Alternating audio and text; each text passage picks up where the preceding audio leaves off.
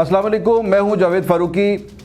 Supreme court के फैसले ने सारे का सारा खेल ही बदल कर रख दिया। तमाम जो शकूक शुबात थे कुछ यानी वो ऐसा एक ये डिसीजन था कि फ़ैसला आने से थोड़ी देर पहले तक भी जो कई वकला, बड़े बड़े सीनियर वकला, वो इसके हवाले से कॉन्फिडेंट नहीं थे कि ऐसा स्वीपिंग डिसीजन आएगा कि वो उनकी यानी जो अपोजिशन के जो वकला थे वो भी इतने कॉन्फिडेंट नहीं थे। लेकिन सुप्रीम कोर्ट ने मुकम्मल तौर पर एक मुतफ़िका फ़ैसला जो है वो दिया और उसमें उस जो डिप्टी स्पीकर की जो रूलिंग है उसको ना सिर्फ रिजेक्ट किया, गैर आइनी करार दिया, बल्कि उसके नतीजे में असेंबली की तहलील का बाद में जो एडवाइस थी प्राइम मिनिस्टर की उसे भी गैर कानूनी, गैर आइनी करार दिया। इस फैसले ने कप्तान सरकार को हिलाकर रख दिया। एक बड़ी इंटरेस्टिंग बात ये हुई जिसके ऊपर बड़ी मीम्स भी आ रही हैं कि ये एक ऐसा फैसला आया है जिसमें इमरान खान केस हार कर मुल्क के वज़ीर-ए-आज़म बन गए हैं फिर, और इमरान सरकार जो है, हुकूमत जो है, वो सारे वकील, सारे उनके वुज़रा जो हैं वो मुँह बनाए बैठे हैं। लेकिन उनकी हुकूमतें बहाल हो, उनकी हुकूमत जो है वो बहाल हो गई है, उनकी कैबिनेट बहाल हो गई है, उनके दफ्तर बहाल हो गए हैं, गाड़ियाँ बहाल हो गई हैं, लेकिन वो अंदर से उदास है कि ये क्या हो गया।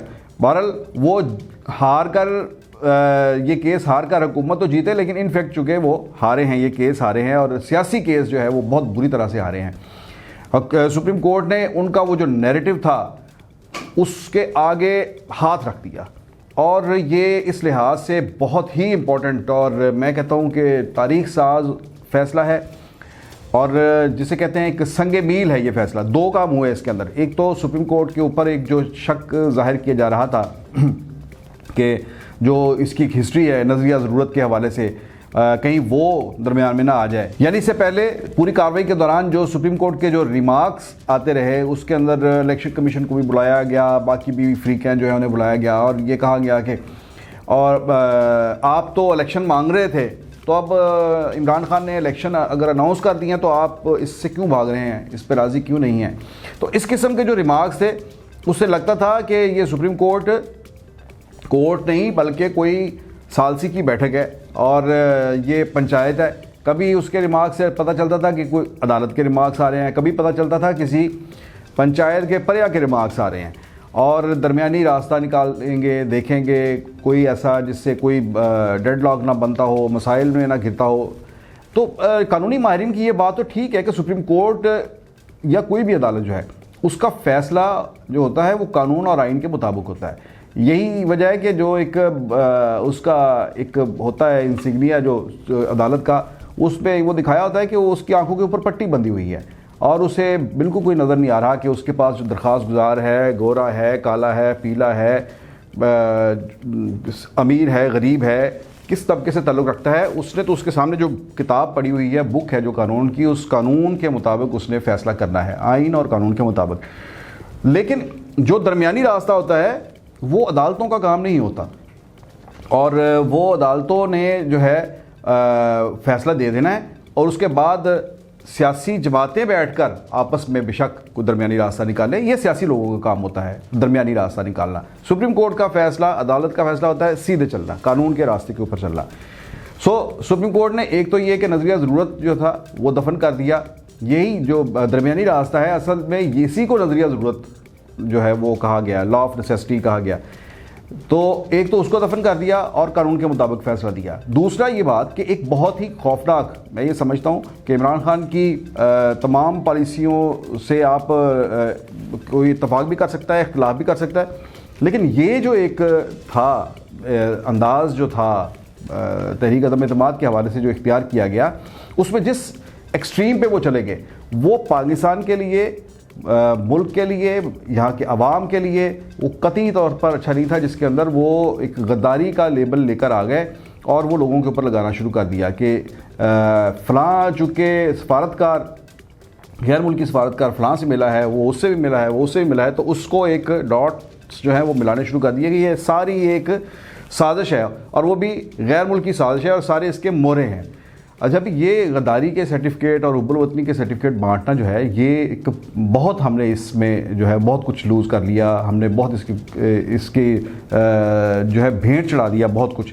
अब इस हवाले से मज़ीद सियासत नहीं होनी चाहिए। तो दूसरा, सुप्रीम कोर्ट के फैसले ने एक ये जो गद्दारी के जो सर्टिफिकेट बांटे जा रहे थे, इसके ऊपर भी उन्होंने उसका भी हाथ रोक दिया। फिर बस भी यहाँ कप्तान साहब बस और नहीं, आपको इससे ज़्यादा नहीं। और उससे पहले उछल कूद हो गई जितनी होनी थी, जितना भी उन्होंने नंबर बनाने थे, जो भी सियासत करनी थी वो कर ली। सो बहरहाल ये दो काम तो हो गए, एक तो ये कि नज़रिया ज़रूरत ख़त्म हो गया, दूसरा गद्दारी के सर्टिफिकेट्स की फैक्ट्री जो है वो बंद कर दी। और अब जो है वो कल है तहरीक अदम एतमाद के ऊपर वोटिंग, जिसमें बहुत वाज़ेह है, क्लियर है कि जो है वो इमरान खान जो हैं वो अब रुखसत होंगे। और उसके बाद जो बड़ी क्लैरिटी इसके अंदर भी है, अब कोई अभाम नहीं कि शहबाज शरीफ अपोजिशन के उम्मीदवार होंगे। और सुप्रीम कोर्ट ने अपने फैसले में ये कह दिया कि तहरीक अदम एतमाद पर वोटिंग के फ़ौरन बाद नए कायदे-ए-वान का इंतखाब किया जाए। और ये कल के ही दिन में मेरा ख्याल है कि नए कायदे-ए-वान का भी इंतखाब हो सकता है। वहीं पर जब वो अदम एतमाद का जो आए फैसला है, या वेरी नेक्स्ट डे रख सकते हैं कि कोई शेड्यूल जारी करें और जो नए कायदे-ए-वान का इंतखाब हो जाए। और उस पर अगर PTI मुकाबले में अगर उम्मीदवार ही नहीं देती तो वो वैसे ही बिला मुकाबला ही हो जाते हैं। सो ये एक जो है एक बहुत बड़ा एक शिफ्ट जो है पाकिस्तान की सियासी तारीख के अंदर इंतकाल इक़्तिदार का, ये एक नया एक्सरसाइज होने जा रहा है कि जो ये कहा जाता था कि इससे पहले कभी तहरीक अदम एतमाद पेश नहीं हुई और कभी कामयाब नहीं हुई। पेश तो हुई है लेकिन कामयाब नहीं हुई, कि यानी कभी कोई वज़ीर-ए-आज़म तहरीक अदम एतमाद के ज़रिए नहीं गया। तो ये पहला मौका होगा कि कोई वज़ीर-ए-आज़म जो है वो तहरीक अदम एतमाद के नतीजे में हुकूमत से जाएगा और नया वज़ीर-ए-आज़म उसकी जगह पर आ जाएगा। ये अलग बात है कि उसके बाद जो एक साल है वो बड़ी कड़ी आजमाइश का है। पाकिस्तान जिस तरह से जिस मुआशी बहरान में दिन ब दिन धंसता जा रहा है, और करेंसी डिवैल्यूएशन जो है वो आपके सामने है सबके, कि किस तरह से डॉलर तेज़ी से चढ़ता जा रहा है और हमारे रिज़र्व जो हैं वो कम होते जा रहे हैं। ये बड़े जो खौफनाक किस्म के चैलेंजेस हैं। इस हवाले से जो है वो अब ये भी देखना है कि क्या इमरान खान अगला फ़ैसला क्या लेते हैं।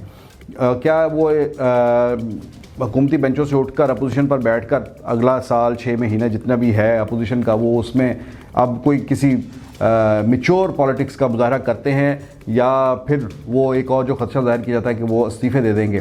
लेकिन मेरा ख्याल है कि अगर इस्तीफ़े दे देंगे तो इससे उनका जो है सियासी मोराल जो है, एक तो सियासी दर्जा उनका कम होगा, सियासी कद कम होगा, इसके अलावा जो मोराल है उनकी पार्टी का वो भी नीचे आएगा। पंजाब के हवाले से थोड़ी सी बात करें तो पंजाब में भी इस हवाले से जो है इसके असरात जो हैं वो नज़र आ रहे हैं। और रात के फैसले के फ़ौरन बाद ही ये ख़बरें आना शुरू हो गई कि पंजाब के अंदर भी मज़ीद तोड़फोड़ हो रही है तहरीक-ए-इंसाफ़ के अंदर। जी हाँ, मज़ीद कई लोग हैं जो मुस्लिम लीग नून के साथ राब्ते में हैं। और अब चूँकि ऊपर से हवा बदली जब नज़र आ रही है तो सब के लिए ये बड़ा जो है बड़ा खुला नज़र आ रहा है कि अब जो है ऑल टुगेदर एक चेंज, रिजीम चेंज जिसे कहते हैं, जिसका बारे में इमरान खान ने इसे कहा कि रिजीम चेंज की साजिश हो रही है, तो ये रिजीम चेंज हो रही है। रिजीम चेंज से इसको देखते हुए पंजाब के अंदर जो हैं अरकान पंजाब असम्बली, उनके अंदर नई खबर ये है कि कोई 20 के करीब मज़ीद जो हैं अरकान सूबाई असम्बली PTI के, वो भी तैयारी पकड़ रहे हैं मुस्लिम लीग नून की तरफ आने का और सरकारी बेंचों के ऊपर बैठने का। और इस तरह से जो डिफेक्शन है वो ऑलमोस्ट कोई 40-45 के करीब जो है वो अब फिगर आ रही है, कितने लोग जो है वो डिफेक्ट कर जाएंगे। सो ये एक बहुत बड़ी तादाद है जो अगर डिफेक्ट करती है। उसमें एक हम ख्याल ग्रुप जो है, जो छीना ग्रुप जिसे कहते हैं, वो तो चौधरी परवेज़ इलाही साहब के साथ खुलकर उन्होंने ऐलान कर दिया था। उनके अब तक जितनी भी मीटिंग्स हुई हैं उसमें भी शरीक हुए हैं। लेकिन आज की खबर ये है कि उनके भी नून लीग के साथ राब्ते दोबारा से बहाल हो गए हैं, और वो अभी इस चीज़ को जो है वो सामने नहीं ला रहे कि उन्होंने क्या फ़ैसला किया। लेकिन ये मुस्लिम लीग नून के हलकों का दावा है कि छीना ग्रुप जो है वो भी हमज़ा शहबाज को वोट डालेगा, क्योंकि वो ज़ाहिर है कि ये सारे के सारे छीना ग्रुप के अंदर जितने लोग हैं उसमें अक्सरियत वो लोग हैं जो आज़ाद जीत कर आए थे, अपने हलकों वाले थे। और ये सारे लोग हमेशा जो सिटिंग गवर्नमेंट है उसके साथ ही रहे हैं। इन्होंने अपोजिशन की सियासत का कभी कोई जो है ना इतना वज़न उठाया नहीं है कभी।